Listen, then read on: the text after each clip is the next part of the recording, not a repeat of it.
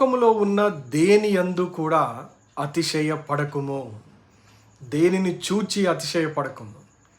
ఏది నీ దగ్గర ఉన్నా, నువ్వు కలిగి ఉన్నా, అది ఎంత విలువైనదైనా, ఎంత శ్రేష్టమైనదైనా, ఎంత గొప్పదైనా, అది మనిషే కావచ్చు, వస్తువే కావచ్చు, మరొకటే కావచ్చు, ఈ లోకమునకు సంబంధించిన దేని యందు అతిశయపడకుము.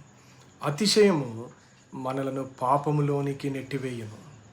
మనము అతిశయపడవలసినది దేని యందో తెలుసా?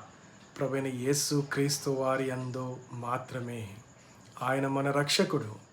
తన ప్రాణము పెట్టి మనలను రక్షించిన దేవుడు. తన రక్తము చిందించి మన పాపములను క్షమించిన దేవుడు. ఆయన మన కొరకు ఒక రాజ్యమును నిర్మించుచున్నాడు. ఆయన మరలా వచ్చి మనలను ఆ రాజ్యములోనికి తీసుకొని వెళ్ళును. కాబట్టి ఇహలోకమందైనను పరలోకమందైనను మహిమ, ఘనత, ప్రభావములు ఆయనకు మాత్రమే చెల్లును.